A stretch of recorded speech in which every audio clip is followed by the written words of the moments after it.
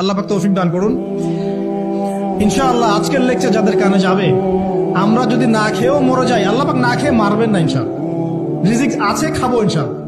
কিন্তু হয়তো বা অভাব হবে, টাকা পয়সা একটু কম হতে পারে, অন্যের 10তলা ফ্ল্যাট হবে, আমার হবে না, ঠিক আছে, অন্যের এত বিঘা বিঘা জমি আমার হয়তো হবে না।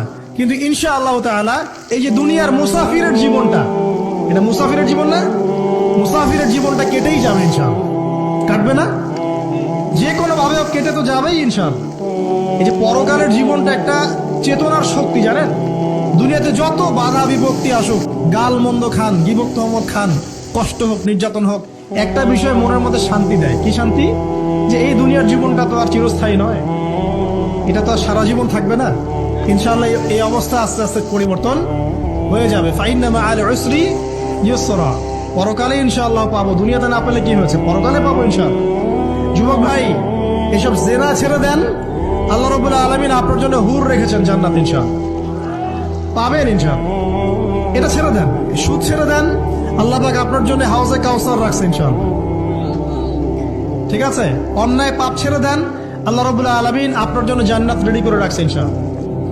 এই দুনিয়ার জীবনটা ধোঁকা, একটা ছোট্ট জীবন, পুরা ধোঁকা, কিচ্ছু নাই এর মধ্যে। আমার কথা শোনেন, এই দুনিয়ার জীবনে কিছুই নাই। চারপাশে অনেক কিছু মনে হবে, আপনার বাড়ি আছে, গাড়ি আছে, স্ট্যাটাস আছে, টাকা পয়সা, প্রতিপত্তি সব আছে। আদতে আপনি একা, আদতে আপনাকে একাই কবরে যাওয়া লাগবে, একাই আল্লাহর সাথে হিসেব নিকাশ দিতে হবে। কেউ নাই সাথে, আমার সাথে কেউ নাই। কিন্তু আপনি মনে করছেন যে সেলিব্রিটিজম বড়, আমি পলিটিক্যাল নেতা হয়েছি, আমাকে সবাই চেনে, আমি ইকোনমিক সেক্টরে লিড দেই, রাষ্ট্রকে লিড দেই, আমি ধর্মতাত্ত্বিক ক্ষেত্রে লিড দেই, আমাকে দেখলে মানুষ বাহবা দেয়, ইত্যাদি ইত্যাদি।